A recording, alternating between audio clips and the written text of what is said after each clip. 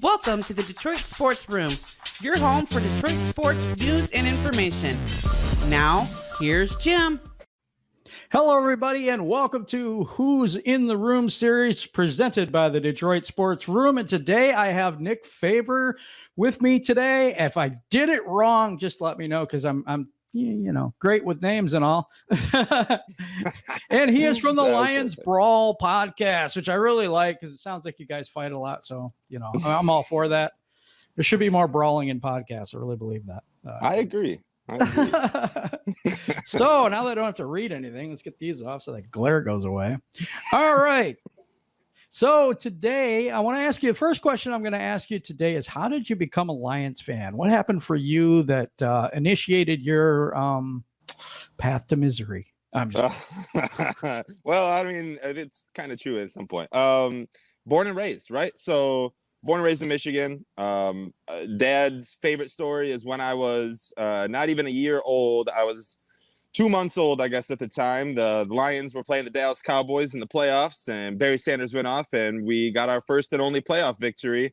And he said that I brought the Lions luck. He said I was sitting there watching them, and I guess I didn't bring him a lot of luck, but I got him some luck on Sunday that back in 1991.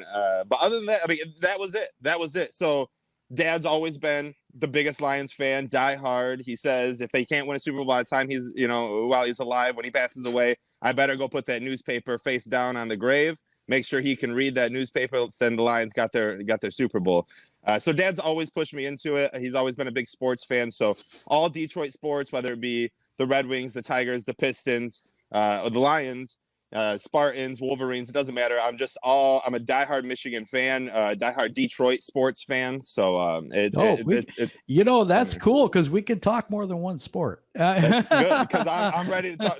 The Tigers are running. The Tigers are half game out of first place. I'm ready to talk about them. That's crazy. I love it. Isn't it something? We might only be 8 games into the season, but geez Louise, we only got 52 to go. So we're right there. I'll take it. For sure. Exactly. We're going to go into a little bit of your background. What made you decide to want to get into podcasting about the Lions? I don't know if you do other sports, but especially the Lions. I know you do that one. Yeah. So it's been a crazy ride of podcasting. It started about 5 years ago. I downloaded something that would let me record for 10 minutes and put it out there. And so I created a podcast called 10 in the Head, where I talked fantasy football the whole time. And then we went to Spain for 4 months, and I continued to start my podcast while I was over in Spain. And then it started to kind of get a little bit bigger. I got more excited, more into it. Got home, got a microphone, got the whole setup. Obviously, I'm not using it right now. I'm just on my phone, but got it all set up and started a podcast. We call the Fantasy Football Rabbit Hole live on YouTube. Nice. And that's been going now for a while. And then I was reached out to by the Brawl Network, and they said this was at the very beginning of the Brawl Network, and they said we're trying to get a podcast for every single football fan, whether that be the Lions fan, the Bears fan, a fantasy fan, a rookie fan, NFL draft fan. It's got everything. If you like any kind of football, you'll love the Brawl Network. But so they reached out, they wanted me to host the Lions Brawl. So I reached out to a couple buddies of mine, Julius and Adam, and together we created this Lions Brawl that's been going now for 6 or 7 months, and it has been unbelievable. It's been a great ride so far. We've given away a Jim Schwartz and Matthew Stafford signed football. We're giving away a Kenny Galladay signed jersey right now. We love giving away and helping out the fans. The fans are the reason that we're actually doing this. Like, I would do a podcast if no one listened, but it's a little bit more fun when you get hundreds of people listening. You're just like, all right, cool. So we started that Lions Brawl, and it's just been rocking and rolling ever since. And now we're just kind of knocking on wood that we have a football season and we don't have to play Lions Jeopardy for 5 months straight. So we'll see. God, I hope not. I hope not. I have a lot of hope for this year. I think we're going to have a season. I don't know what kind of team we're going to have, but I do know that we're going to have a season. I'm pretty sure. If we got to scrape bottom of the barrel and find college players, I'm pretty sure the NFL still wants to play this year. Well, that's what I was saying. Exactly. And the NFL, like, I know, they absolutely like care for their players, but they almost don't have integrity for the game, where they'll send out scrubs. They'll send out the scabs of the Redskins back in the day. They will send out whomever. And that's what I was saying. Like, right, this is going to be a next man up kind of season for all 32 teams. So it's not going to be, you're not going to win the Super Bowl because of Trey Flowers. And I hope we do, but there's going to be people I'm trying to get to that are not on your team. And it's going to be the backups, the Jamal Agnew at wide receiver. It's going to be, when John Atkins gets healthy, it's going to be the Nick Williams in the middle. It's going to be these guys that are third, fourth stringers. John Atkins opted out. So he did opt out. Oh, see, I didn't catch that. Last I knew, he just had the COVID, but that might be good. It'll be those third and fourth stringers that end up making a huge impact. That's my concern because I don't think we have the depth. There's a few positions I do think so. I think at cornerback we're pretty deep, and I think a wide receiver we're pretty deep. But D tackle's been my point of concern. Danny Shelton if he goes down. And how much faith do we have in Danny Shelton right now? This defense, Matt Patricia's defense, runs off of a Vince Wilfork type nose tackle, a type 3 tackle. You need that Vince Wilfork, and I'm not positive Danny Shelton is that guy. He almost has some better stats because the secondary was so dominant last year. They also played quarterbacks in like the name of Luke Falk and Josh Allen. They made Sam Darnold see ghosts. Like the defense was really good last year. I just think that it was kind of overblown for Danny Shelton, we'll say, and Duron Harmon. And I'm not positive that these guys are going to step in and just make this immediate impact. I'm very nervous. I was very big on going after Andrew Brown in the draft. Derek Brown in the draft. Mm-hmm. I wanted him. He's a monster, and he would have fit. Simmons, I don't know. Yeah, let's get talking about that. I don't know if Isaiah Simmons was going to fit what the Lions want. I think absolutely would. Agree to disagree.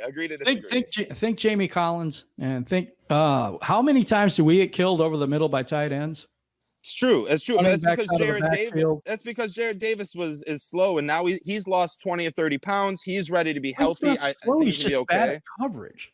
He's bad at coverage, but again, I think with losing the weight and having him be a little bit quicker, hopefully now he's got the years. This is the contract. This is the do or die year for Davis. And I'm not putting a lot of stock into him, but I do think that this is going to be a little bit of a better year. I love the addition of the edge and Okora that we end up getting. Yep. Tavai's going to make an immediate impact. The Reggie Ragland is going to be an immediate impact for the Lions. Like we made a lot of acquisitions. Sure I love me some Ragland. I think he's going to be. I think that was one of the reasons why we didn't need Isaiah Simmons. I think the addition of Ragland, I think the addition of Harmon just made it where we don't need to go get a hybrid player right now. Like we needed, I don't know. We really needed Derek Brown, but I think Okudah should be just fine. I think that I love the Duron Harmon pickup, and the reason I do is it frees up Tracy Walker to be more run support and strong safety, or he can get in the box and hit somebody. He's quick. He's got long arms. He's a good tackler. I think he can get to the quarterback too in this scheme. And so I agree. I like that Duron Harmon's a very good deep coverage safety. Help take some pressure off our secondary with the. See, the problem is for me, I like Okudah. I do. I don't think he's that fast, but you get Duron Harmon and he can cover the top. Okudah can cover the bottom. I'm good with that. I'm good. Absolutely. Trufant the same thing. And the depth we have with the Warrior, and I thought Warrior could be a 1 this year. I really did. I agree. I'm a huge Amani fan. It stinks that he kind of got on that COVID-19 list, but again, as I was saying on Lions Brawl, it's almost better to have it to get it now than not, or later on in the season. And I don't know. There's so much news out there about COVID. I'm not 100% positive on the fact that if you get it, are you able to get it again? But it does seem you are able to get it again. Then what's nice is I had a guy that was a doctor on my show. Now, a real life doctor who's answering all these COVID questions, and especially about the COVID test, where you can get a negative result if the doctor and the player are not cooperative with the test, because it has to go really deep in the nasal cavity. And so if that doesn't happen, you could fake a test really easily to get a player out there. But if you do that, your whole team goes down. Yeah, I mean, but it won't shock me when they do try to do that, when they are trying to skate around whatever, concussion protocol, they'll try to skate around. They'll try. Players are just they're warriors, they're going to want to be out there no matter what, except for, a few percent of them. But most of them are just They're out there. That's what they're not born, but that's what they're known to do. Like, that is what they know to do. That is how they understand life, is by playing football. And so they're not going to want to pass on that. Right. It's going to be an interesting year, isn't it? It's going to be such an interesting year. If we didn't have all these things going on, I think we had a shot this year. You know, I mean, I have us at 8-8 just because I take 2 games out for the refs every year. It's just my formula, you know. Yeah. I figure out what I think they can win, what's their top ceiling, then I take away 2 games because of getting screwed by the refs. That's just my thing. We all know how that goes. We all do the same thing, I promise. Yeah. See Green Bay anyway. Yeah, exactly. So what do you think about this team? Do you think this team, as it stands, without all the COVID stuff, without, you know, if we had a miracle season where everyone was healthy, I can't even say that with a straight face. I'm being honest. Oh my God. No training camp, no preseason, no nothing. And we only had 15 players play the whole year last year. Yeah.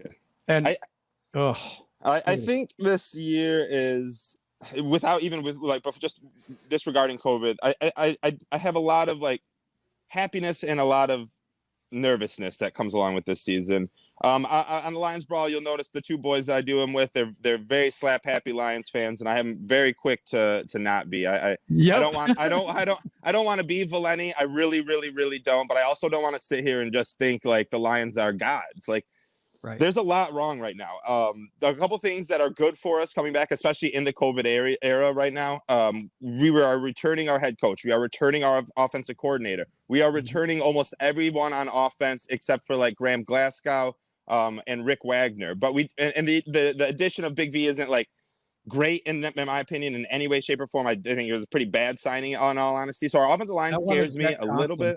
I would have loved Conklin, but we got Big V, and Big V is a backup on Philadelphia. So now he's starting for us. So good thing we got him. But regardless, our offensive line is gonna be a little tough. Our offense should be pat. It's like the thing that scares me this year is like Tom Brady going to Tampa Bay without the amount of practices allowed, or a new head coach in Cleveland with Stefanski. It's going to be different. Like, how do we know that they're just going to step in and immediately be great because these players are good? Like, you don't. You have to think of behind the scenes. You have to think of who has a new offensive coordinator and what teams aren't going to be able to practice as much as they would have last year or years past with that new offensive coordinator. So now you got a whole new scheme, rarely any time to like actually get that scheme down, and having all your players at the same time on the field. So it's going to be different. In fantasy, I'm trying to avoid players like that. But the Lions, they have that going for them. They have Bevel coming back, who I thought was a huge upgrade in offensive coordinator since. Absolutely. Like, I can't even remember the last time we had an offensive coordinator that had got me that excited. Like, I truly, Scott Linehan, I don't, even he wasn't that. Like, there's been nothing but positive for our offense. Now, defense, we were awful last year. Dak Prescott came out and said that he had time to go through his progression 6-7 times. He had 8 seconds to sit back there. He had time to order a pizza, eat it. Come on, man. Put some leftovers, take a nap, wake up, eat some cold pizza, and then throw the football. Like, that's how bad it was. It was bad. We lost so many people. And Deshaun Hand is a key to this defense. People don't think that he's they forget about him. Because he was hurt so much. Yeah. That guy could be an elite defensive tackle in this league. He really could be. We saw him break Aaron Rodgers last year as Rodgers rolled out, again, thinking he had time to go order a taco, order it, and come back. Deshaun Hand was there, fumbling that football. Like, Deshaun Hand is going to be a beast. But it does think that we lose, like, A'Shawn Robinson. That's tough. I know he wasn't spectacular. I didn't like A'Shawn Robinson. I had a little faith in him. I thought he was lazy. He almost reminded me of, like, the Nick Fairley-esque Nick Fairley, yep. But with less talent. But I was holding out hope. I really was holding out hope. But he's not there anymore. And I don't think the additions of Danny Shelton, Nick Williams, Julian Okora, excuse me, are going to be impactful enough to make our defense a top 10 defense in any way. Like, I don't think. I think Jamie Collins really helps. He's going to play the middle more than likely. I don't think he's going to play the outside. No, he's going to help in the run game. He's a freak athlete. Still at his age, he is still a freak athlete. And this team needed somebody that could cover somebody out of the backfield. And I think he brings that to us. But that's not our problem. Our problem is our problem. We couldn't get to the quarterback to save our life. Rushing 3 players a play, it did nothing. We don't have that impactful offense or defensive line that's going to make our cornerbacks and our linebackers like healthy and secure. Basically, the reason why our cornerbacks got lit up last year and our coverage was so bad was because the quarterback had so much time at every play, and you can't ask a defender to cover anyone, a tight end, a running back, a receiver, I get that. for Totally over 3 seconds. So it's tough to see. And I'm sorry, there's something in my throat. I'm gonna be right back, bro. Hold on. Yep. Oh my golly gee, it's like I'm dying over here right now. Something going in my throat. We can get it out. I'll run that's it all through right. Camtasia That's and all edit right. that part out. People love to see us. We're raw, baby. We're raw. We're live. Right here. Hey, I got a White Claw to open up today. Let's go. All right. But yeah. Cheers. Okay. Let's go, man. Yes. So, but all in all, I think that our defense is going to struggle still because the defensive scheme that Patricia is trying to use, it reminds me, I'm not saying the scheme is the same or anything of that nature, but the idea that Patricia has reminds me of the idea that Rod Marinelli had to go with the Tampa 2. And we saw the outcome of it. We saw the 0-16 season because the defense was shit.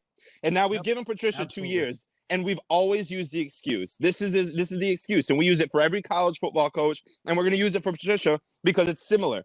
He doesn't have his players. Okay, cool. Now he does. There is no more excuse. This is the end. Just like Jared Davis, this is the do or die season. And I don't think he's going to do. I think we're going to die because Matt Patricia has implemented this defense that is piss poor. At least it's piss poorly ran. And maybe it's because Patricia isn't focusing just on defense anymore. Maybe he's got his head all over because he's a head coach. You have to be. And you can trust Bevel to run that offense, but still you need to be doing it. Patricia was making some good in-game adjustments, and that was fun to see for a little bit, except for week 1 when we had a 17-point lead over Arizona, and his in-game adjustments lost us the game because he thought it was better for us to not keep putting pressure on the rookie quarterback Kyler Murray and instead let Kyler Murray run around and try to beat us with his arm, which he did. I mean, damn near. I mean, they were a field goal away. So I don't see there was not one game. There wasn't one game except for Kansas City, who everyone was like, but Matt Patricia, he didn't let Patrick Mahomes throw a touchdown. We lost that game still and let up 30-some points. It's not like we were like this. It's not like we lost 3-0. We held Kansas City to a great amount. No, we lost that game and let Kansas City score a shit ton of points on us. It wasn't. What was your favorite defense of the Lions? I say maybe all time, but what's your favorite Lion defense? That 14 year, 2004, was it 14 when they picked up the flag? Schwartz. Yeah. And that's why Schwartz that wide was such nine. And then guess what? He went and won a freaking Super Bowl with his defense. That defense won a Super Bowl over the greatest of all time quarterback, even when the greatest of all time quarterback put up 500 yards, threw 4 touchdowns, and scored 30+ points. And it wasn't like Schwartz, like that was just a good game. It was that defense that came through at the end. It was the Schwartz. Schwartz was the best coach I think the Lions had. And I thought Caldwell was right there with him. I thought Schwartz had done an amazing job getting us out of the cellar we were in, the basement that we were in. And he rose us up and got us there. And then we went to Jim Caldwell. And I was a little upset, but Caldwell started, and I really liked Caldwell. And Caldwell couldn't get past that hump of winning a playoff game. So we went to Matt Patricia, and we have now won 9 games in 2 years. It is an embarrassment. And I don't want to sit here and rag on Patricia. I really don't. He's a great guy. He's a Star Wars fan. I love I like the guy. I truly do. I think he's one of the best defensive coordinators. But here's something else to think about. And this is just kind of me just going off the top of my head. And I say this a lot on Lions Brawl. I truly, and this is me speculating, but I truly don't believe Matt Patricia was calling a ton of the plays in epic points of the New England era. I think Bill Belichick is still and always has been the smartest defensive-minded coach to ever set foot on an NFL field. Sorry, Ryans. Sorry, Parcells. Bill Belichick is a genius when it comes to defensive and in-game coaching. It wasn't Matt Patricia. Matt Patricia had him handle his schemes well. Matt Patricia did a lot. He coached those guys up. I understand. But Bill Belichick was the one calling those plays when it mattered most, in my opinion. Now, again, I don't have facts on that, but Bill Belichick, you know that he has some say in that defensive play calling in Super Bowls and playoff games and hard games. In week 4 or 5, he may let Patricia do his thing. And that's why they started out 2-2 every year. And then Bill Belichick took over. I don't think Patricia, I think he gets too much credit. I think Romeo Crennel got too much credit as a coordinator there. I think his offensive coordinators honestly get too much credit. Like we've seen him. And I don't want to just put Matt Patricia into he's a disciple of Bill Belichick. He won't be good as a head coach. Like, there's a possibility he will be, but he hasn't shown anything. And you would like to see some kind of glimpse. Like for Kyle Shanahan, people like to compare the Lions to the 49ers right now. A lot of things that are similar between the two, a lot of things. But you know what's not similar? Kyle Shanahan's an offensive-minded coach, and that's how you need to win in the NFL today. It is no longer a defensive game. Bill Belichick knows it is not. You are not going to win by being a defensive-minded coach. You're just not. You need to be Andy Reid. You need to be Kyle Shanahan. We are seeing this trend happen, and we went out and got Matt Patricia. Like, I don't know. The whole time I wanted Vrabel.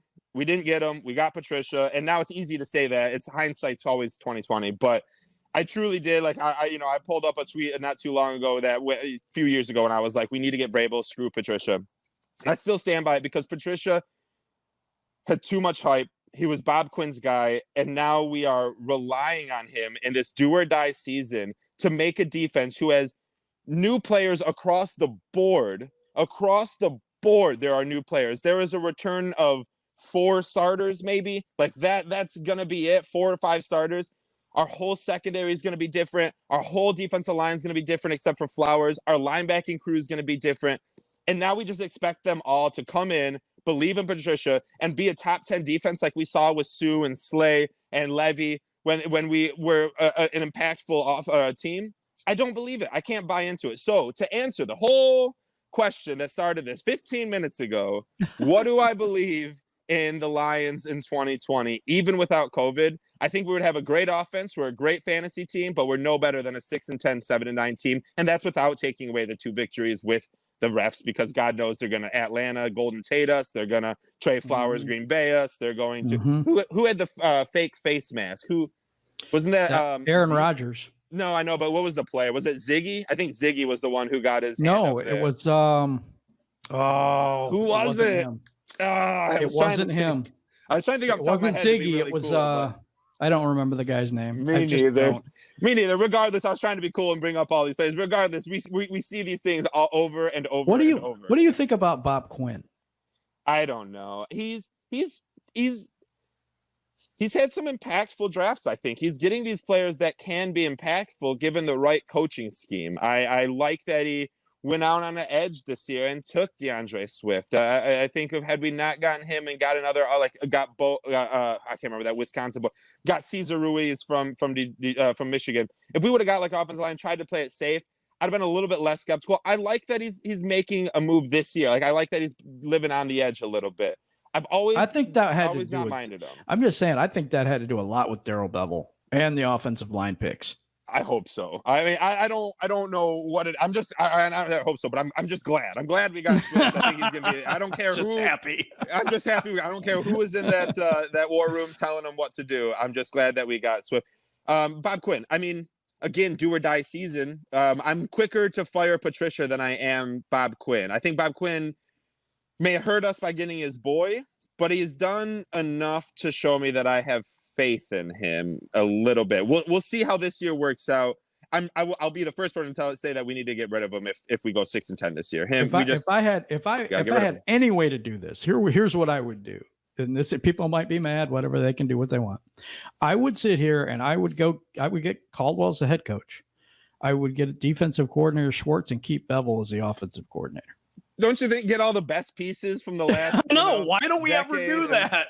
Just put them together and be like, okay, why don't we ever do that? Our offense really worked well when Bevel was here. Hell, we were winning games with Jeff Driscoll and David Blau. We were right there in the fourth quarter in every single game. We were close. Yeah. Our defense was impactful as all hell, the best defense the Lions probably have ever had, even with like the years of Luther Ellis, Robert Porcher, Chris Spielman. Like even with those defenses, our defense with Sue, Slay, and Levy was super impactful. Let's get Jim Schwartz in here and then be like, wow, our team and the best winning percentage after Bobby Ross, I think, not Bobby Ross. I'm sorry. Who was? Oh my God, I'm drawing a huge. Who was a '90s coach? Wayne Fontes. Thank you. Outside of Wayne Fontes, Jim Caldwell had our best coaching record. So let's just add those 3 pieces, and I feel like we'll have the best of all the worlds. So I think that'd be a really good idea. Yeah, me too. But the thing is, Patricia, who is our defense coordinator right now? I can't remember who pulled Corey Undlin. Oh, that's right. We got rid of Plazunski or whatever his name was last year. Yeah, we bring in Undlin.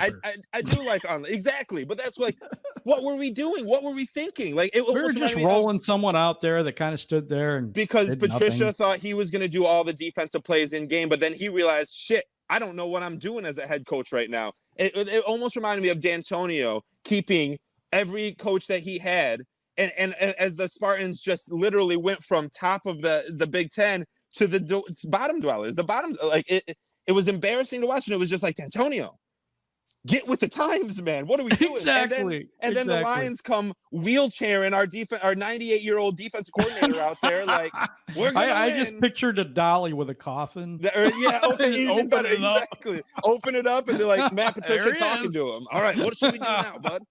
All right, Paul, what do you think? I don't know. I think it's that way. I want to switch gears a second because the Pistons, it's lottery month now. It's August 1st. What did you think about the Detroit Red Wings lottery BS that came out? Oh, dude, my God. They just got screwed. The whole NHL, just what the hell were they thinking when they were like, we're going to save the number 1 pick for one of the teams that are even elected to play in the playoffs now? Like, it makes zero sense. It makes zero sense. It's them trying to screw over Detroit. Yep. But that's okay, because you know what? I have so much faith in Yzerman that he could give me the 30th pick in the first round, and I bet our pick will be better than that first pick that Edmonton, or not Edmonton, but whoever takes. I don't know what the worst team in NHL is right now, but who got the second pick?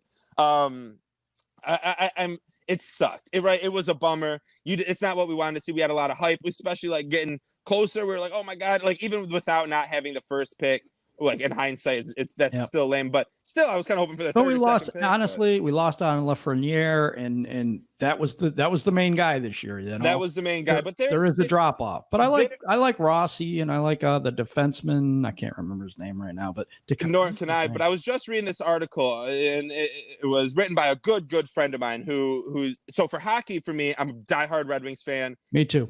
I don't watch any other hockey, unfortunately. Right. I'll when playoff comes around, I'll definitely watch playoff hockey. But for me, I'm just a slappy Detroit fan, so I'll watch any kind of Detroit. You know, you put the Shock out there. Hey, I was the biggest Shock fan in the world. You know what I mean? You put that. What's the Detroit club soccer team? I can't remember it right now. No idea. I'll watch Got me with that one. They're fun too. They're a fun team. If you ever go to the Detroit bar where they do the foaling, whatever that bar is, that's where all the Detroit soccer club fans go. Oh, it's a riot, man. It's a riot. I promise you. But regardless, I'm a slappy for Detroit, so I'll watch anything Detroit. Yep. I won't watch I used to be a huge NHL fan when the Wings were dominant in the early 2000s. And the NHL kind of lost its mojo, in my opinion, when they had the holdout and then they switched a lot of the rules in 2006. Gary Bettman has destroyed the NHL.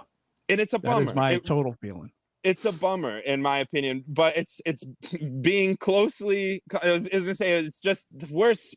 It's such a horrible sport to watch right now. But baseball's right on its ass. I promise. Like the commissioner for baseball, I can't remember his name right now. I'm drawing a blank, but yeah, me too. Rob Manfred, is that right? I think that is right. Okay. Holy cow. Very good. That was just random. Anyways, he's doing his job to try to get the MLB right down to NHL, but at least MLB's on, and that's honestly the only sport that we have a Detroit team in right now. I can't even watch my Pistons. I can't even watch my Red Wings. So now I'm forced to watch the Tigers, which is fun, and luckily we are doing somewhat okay in the first week of the season. But I mean, how long is this going to last? You know what I mean? I guess hopefully it lasts all right, but Matt Boyd has been looking terrible. We need to bring Mize up. Nova's just a home run machine. He can just let up home runs all day long. Luckily, the back end, Jacoby Jones and Scoop, whatever, and Kron are kind of helping our team out. But it's kind of a bummer that the Red Wings not only got screwed in the lottery, the fans get screwed out of watching them for at least a month. You know what I mean? Everything's just kind of screwed them over. The experience, like they aren't going to get the experience. Like even if we would have went 0-4, I don't know what they're doing, a 4-game series for the whole, but whatever. Say they are doing a 4-game series for the first round. Even if like we got to see those 4 games, the same thing I was saying about the Pistons. Even if we lost 3 games in a row, at least that's a little bit more experience. Like Luke Kennard was right. He was about to be back the day before the NBA shut down. Luke was coming back. And he's a guy who I love. I want to go buy a Luke jersey. Like I love that kid. But it's just a bummer that we don't get to see him. They would get a little bit of experience. They'd get a little bit of help just playing in a few games in this bubble. But I get what they did. Which team do you think has the best chance of becoming a contender, not just one year, but a contender of the 4 teams, of the 4 major teams we have? like the closest, like the next team that's going to be huge. Mm-hmm. I would love to say the Lions, but I don't agree with it. I just don't believe in Patricia. The Pistons are terrible and have the worst front office in all of basketball outside of the New York Knicks. Like, and maybe just got a new general. Kings, they just got a new GM. We did. That I like. We did, and I like him. And hopefully, like right now, I like him because he's new. I like him because I haven't seen him screw because he's the next guy up, you know. Because he's the next guy up, so I have a lot of faith in him. But it's gonna be. I had a lot of faith in SVG. I had a lot of faith in Duke. Like and it's because Stan I'm a Van Slappy. Stan Van Dummy let me down, and then he goes and traded away a first pick for Blake Griffin, and that was the nail in the coffin. It was just he screwed our team over for another 5 years doing that. Our draft picks have been the most embarrassing things to all Detroit sports. Like these are worse draft picks than the Red Wings. These are worse draft picks than the Lions. These are terrible, terrible, terrible picks. Yep. So I have no faith in them. So then it comes down to the Wings and the Tigers. Both of them, I think, have a very good chance of being good contenders. And here's what I would say. I'm going to go with the Tigers are contenders first, but the Red Wings are contenders longer. I think the Wings can get another decade-long contending as top 3, top 4 team in the West. And I think the Tigers can have a couple good years. But, man, in baseball, if you aren't willing to shell out, billions of dollars a year, like we were with Dombrowski when Illich was on his final few years, when we were willing to just pay everyone and anyone, very similar to when the Red Wings were back in 2002. And if you're not willing in this no cap in baseball, if you're not willing to shell out that much money, then you're not going to be that much of a contender. Like you'll see the Royals like kind of eliminate that. And we've seen the A's. We all watched Moneyball and saw Brad Pitt do his thing with the A's. But other than that, man, you got to pay money, and I don't think Chris Illich is there to do that. And I think he's a tough division too. It is a tough division. Minnesota, you're right. Even the White Sox are coming on a little bit. You took the words right out of my mouth. The White Sox are going to be the next contender in that division. I like right now it's the Twins. The Indians are flipping back, are coming backwards. We saw them have their peak. They're on the decline. The Royals are weird. The Royals are weird. I honestly, I'm not sure where they're going to be. Yeah, I'm not too scared of the Royals right now, but that's been known to burn me in the past. In 2006, me too. I always think they suck, and then all of a sudden, exactly, man. In 2006, when they came and took the division of us, we needed to win one game in the final 6 games, and they had to win all 6 games, and both of them happened. We end up getting the wild card. Obviously, we know it worked out because we beat the A's, then we beat the Yankees, and then we lost to the Cardinals, but. That was a year where I was like, the Royals, what are you talking about? They're like the Rays. They're like the Devil Rays back in the day before they changed. They suck, exactly. And then, well, they were pretty good. But that's the same thing with the Lions, though. Minnesota is that defense doesn't look as scary to me this year with all the people they lost, and now their big free agent signing defensive tackle opted out. Yeah, exactly. He's done. And Green Bay never scares me. The only thing that scares me about Green Bay is their 12th guy, that one in the stripes and everything. That's it. We have their number almost every time we play that team. But that 12th man is so impactful. We saw it. We've seen it so many times that with the Packers. But maybe, and this is something I was thinking about, if we get the season with no fans, it almost seems like, I don't know, for the referees, it almost seems like they're obviously every referee would never say like, they're very unbiased. They just play, they just referee the game. As Lions fans, we see that. It's not true. Exactly. As Lions fans, we see that. As Red Wings fans, we see it. Like, yes, I agree. We see Pistons terrible too. Calls, and Tigers too. Let's not forget about Jim Joyce or Brandon Inge being hit on game 163. What about the no hitter where he throws it over and he was clearly out and they dogged us out of a no-hitter. I went as that umpire that Halloween back in that year. That's probably 2009. So it was all like, it was just a blind referee get up. But then I put a big thing right here. It said Jim Joyce. Because Jim Joyce, I'll never forget that name. And then the next day he called Jim Leland crying. Because when he got home, he was living with his mother, and his mother was not living with his mother. His mother was living with him. And his mother was just like, you didn't do good, Jimmy. And so Jim calls, I was reading this article, I swear to God, verbatim, that's what she says, at least the way he put it. So he calls Jim Leland, and then he presents Armando Galarraga with like a free car the next day or whatever. Yeah. But dude, you screwed him out of the, like, sure, they still put him in the Hall of Fame in the imperfect, perfect game, but dude, like, you just can't be doing that. So referees have been screwing over Detroit. So, and my dad would come on, if my dad could jump right on here and be like, yo, they've been screwing us over since, the 90s. And I'm like, all right, well, I'm not, 96 and on is when I started knowing about sports. Me, it was 70s. I'm 50 years old. So you've been seeing it for years and years, longer than I have. I talked to this one guy. He's called the Detroit or the football history dude. And he said, even before we had the name Lions, they screwed us out of a playoff game. Really? I don't know what the name was, but it was way back in the 30s or something. I think weren't we the Bears before we became the Lions? I think that's what it was. No, it was some kind of a weird name. I don't know what it was. I'm trying to think, man, I'm smarter than that. If it wasn't 12 o'clock and me had just put down a fifth of vodka last night, I promise you I'd have been able to remember that name. Like, well, both of us together haven't been able to remember many names so far today. It doesn't say nothing about our fandom. It's just, exactly, how many random facts can you possibly remember? Exactly. Especially, it's rough. It's rough. And it's like noon. Yeah, it is. It's still early for me. So I think the Red Wings are the next big thing. I do. I hope so. Because I trust Yzerman. I'm not sure I trust the Tigers. I'm just not sure. Just because that division is so much tougher. Well, and what do we have? What do we know about Al Avila? What do we know about his drafting? What do we know about? Exactly. We don't know anything. Exactly. In fact, we look at Tampa Bay, and that tells me everything I need to know. And I already loved Yzerman anyway. For sure. Oh my God. Well, he learned under Jimmy Nill and Kenny Holland and that, and then he goes out and does it himself, and then comes back. Yeah, but what needs to happen? Full confidence in him. My big thing here, and as much as I love the guy, and as much as I loved him when Babcock was here and he was down in the minors, I have no faith in Jeff Blashill. He's a placeholder. He's literally, he's bad. Like, he's just bad. And he does develop the younger players. And that's what I'm like, get him back. Exactly. He's great. Get him back to the Griffins. Let's get him back to the Griffins. We're just keeping him here because it's kind of the same thing. And when we start to build our base, when those guys come up, we start getting free agents in here. You'll see Yzerman get his guy. Yeah, exactly. It's not his guy at all. We already know that he's just a placeholder and some of the players are too. What if Yzerman shocked the world and hired the first NHL women's coach?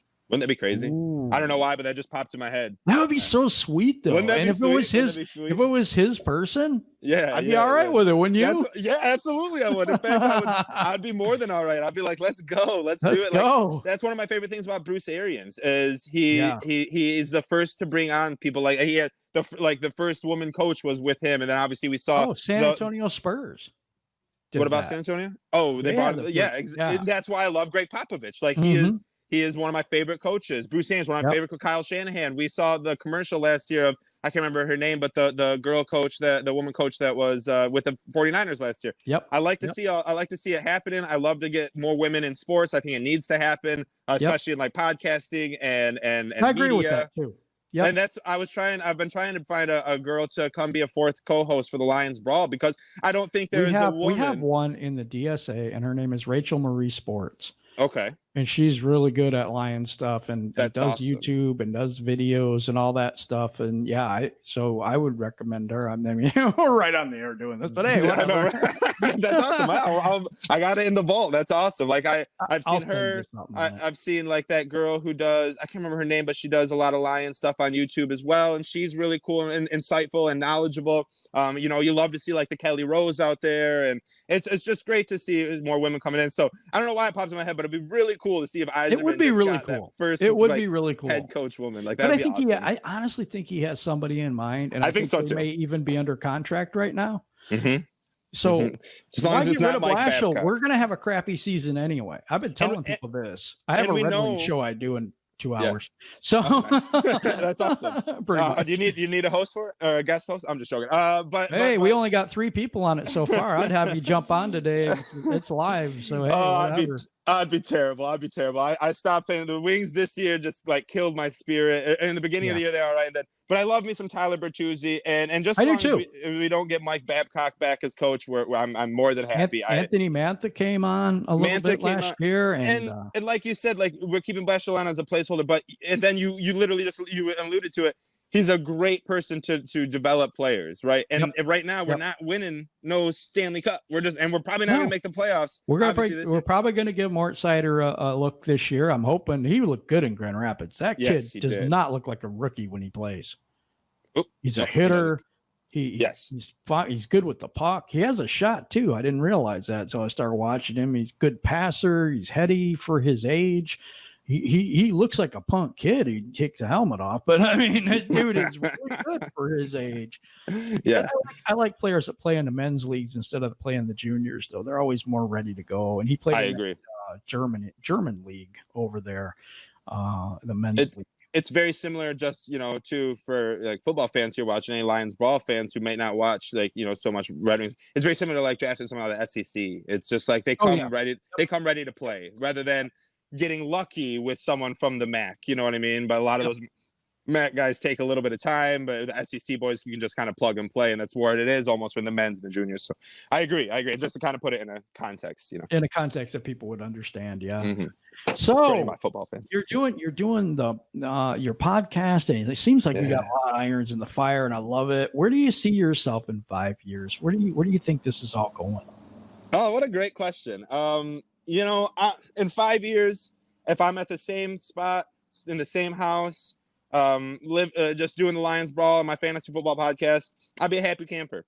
I don't do this to try to get anywhere out of it. I do it because my wife hates that I talk to her 24/7 about sports. So about 5 years ago, she said, "Nick, why don't you just talk to yourself on a podcast and then see if people will listen?" And I'm like, that's better idea, because she didn't want to listen to me anymore.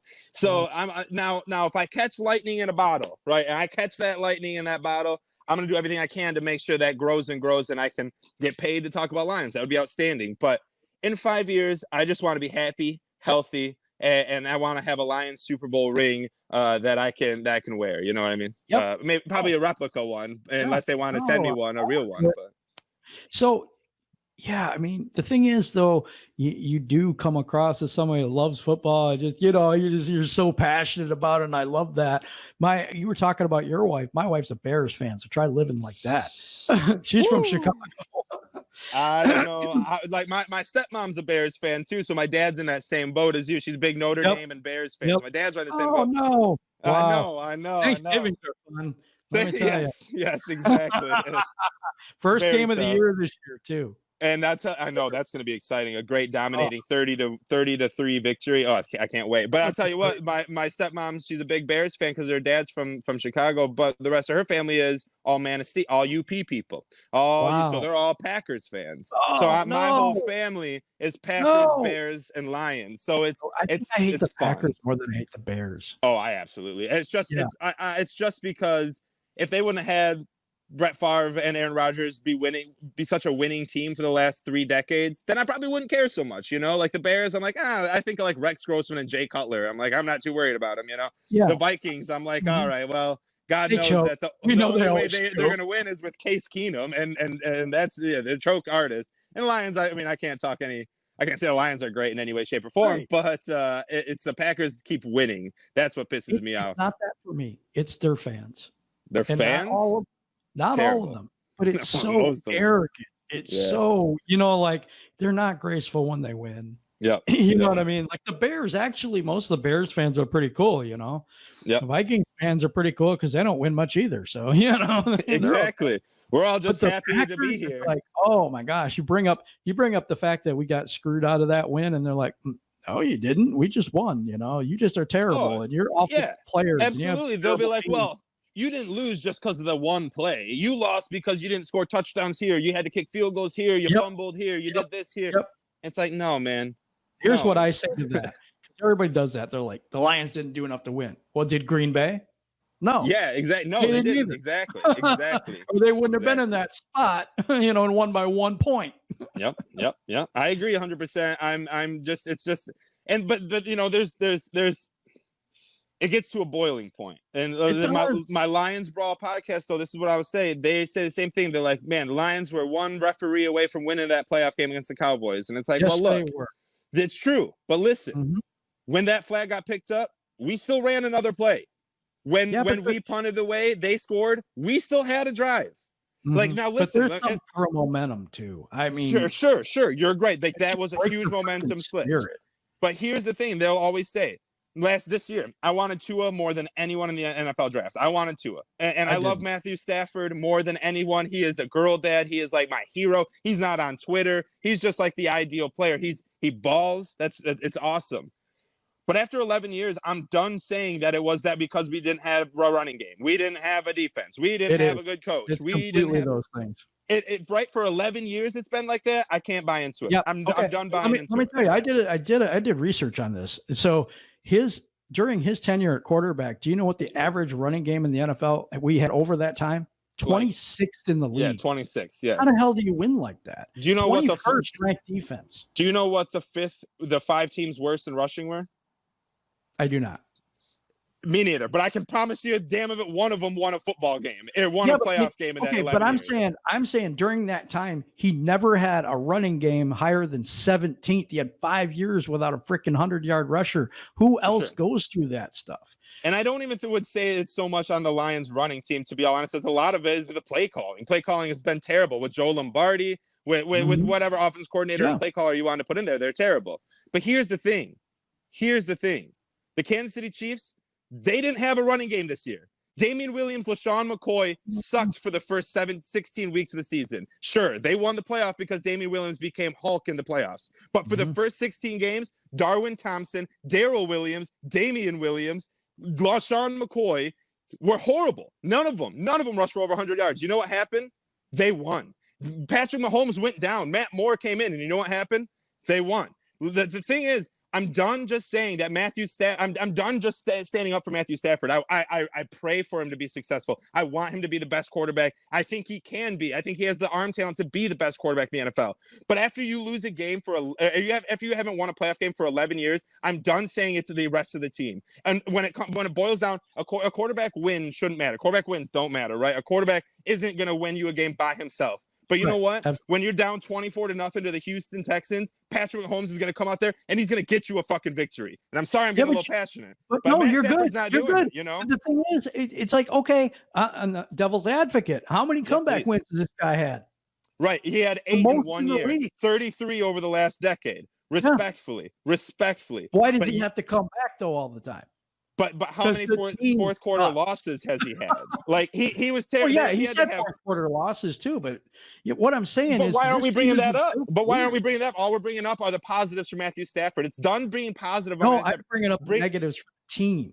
Yeah, I mean, I get what you're saying. Why are we always in the position that we have to come back? Right, and that's why we love Bevel, because now for last year, for the first time ever, we weren't down 21-0 at halftime. Brought up that Dallas game. We were up 21-3 at halftime. That's awesome. We never saw that. Fans. We should have won. We should have won. And you know, our defense terrible. And I agree with you on that. We could blame the rest for that game, but also we let them come back. I'm sorry. Are you talking about the Packers game or the Cardinals game? No, the Cowboys game. Oh, I'm sorry. I thought I heard you say Cardinals. We lost. Because we'll say that Matthew Stafford's never won a playoff game. He was up 21-3. He was up 21-3. And you know how many points? Let your foot off the gas. How many points did we finish that game with? Was it 20? Was it 20?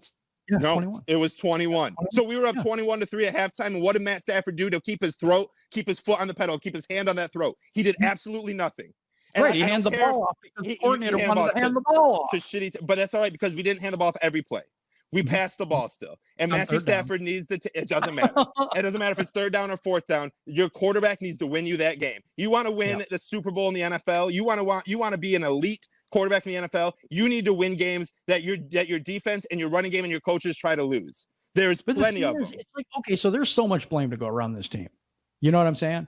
And so I would rather build the positions up that need to be built up rather than get rid of the one position that we have that's solid. I would have said that 4 years ago. I would have said that 7 years ago. I would have said that 9 years ago. I would have said that 9 years ago, 4 years ago, 3 years ago, 2 years ago, 1 year ago. Bro, I'm not going to say it for 20 years. I'm not going to wait here, have Matthew Stafford play until he's 40, never win a playoff game, and us be like, we just never got him a team. Fuck So no. That's 20 years, Matthew Stafford. Okay, here's another thing. Barry Sanders, 1 playoff win.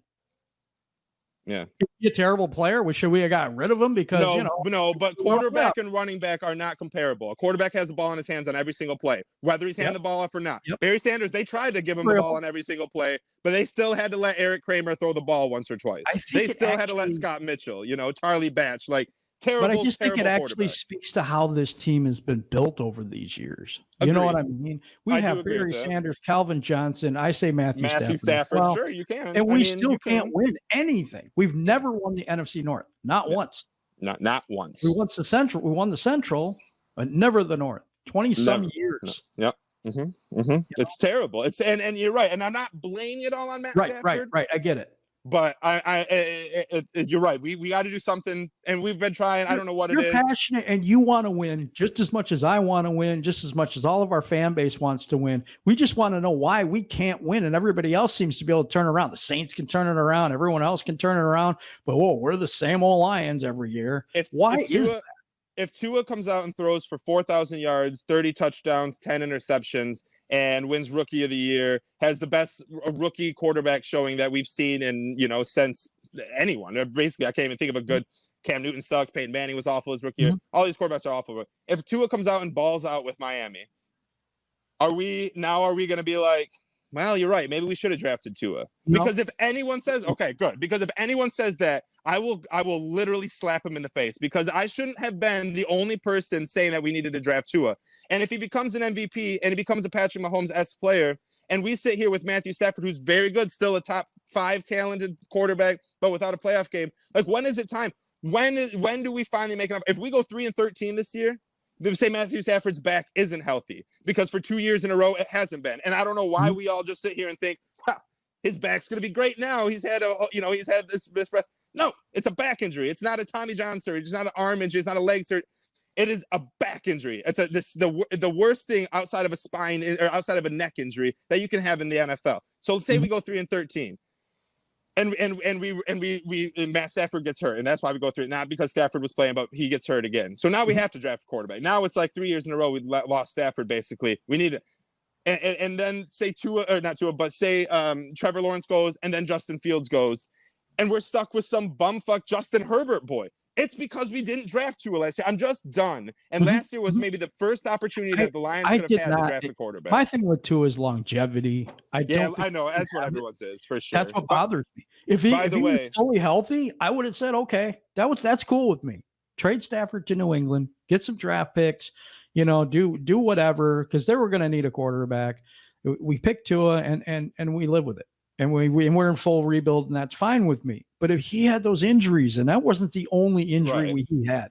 It wasn't. History. But you look at Kerryon Johnson. When they drafted him, I was terrified. I was like, dude, this is for proper reason, Yeah. Because he always gets hurt. We do that. We pick injured players, and I'm kind of glad we didn't. Yeah, but I mean that we got to take risks on injured players. I'm okay with it. I truly am. You got to take risks on Randy Moss fell because of off-field issues, you know what I mean? Like things like that happen. Jalen Smith fell because of injury. Like that happens. I'm okay with taking a risk on it. Here's the thing. I'm not okay. By the way, my phone's at 1%. We're about to get cut off here. Okay, so let me do this. Let me get your stuff out there. So you tell everybody where we can find you, and we'll end today, and we'll have to get you back on because it's fun. Yeah, I was gonna say we're gonna have to finish this conversation because I'm ready to keep talking. But if you like the way I sound and you want to hear more of me or see more of me, Lions Brawl podcast. It's the best. Go to Brawl Network. Go to Lions Brawl. Fantasy football rabbit hole. DTSN. Fantasy football podcast. All these podcasts, if you just go on my Twitter, which is at Nick Faber NFL, you'll see it right in the beginning of all my podcasts, and go listen and talk to me. I'm always down to talk. If you hated everything I said, if you're the biggest Stafford slappy, come, let's talk on Twitter. Let's talk. I'll tell you all the reasons why it's time to move on. But I think, honestly, we just don't want to see Stafford go to a new team and win. So we'd rather lose for 20 years with Matt Stafford than have him go be successful anywhere else. Just like your ex-girlfriend. You don't want anyone else to be with her. You just want her to not be with anyone. It's pretty much what Stafford is to Detroit, in my opinion. Well, we all have a different opinion. I have a different opinion on that one, but it's been a great show. I really appreciate you coming on. Thank you, everybody, for listening. Hit the subscribe button and the little bell thing and the like button. And Jesus, it's a lot for you to do. You get exhausted. And take a break. Take a nap after. Take a nap. Exactly. All right. Thank you very much for being here, and we're out.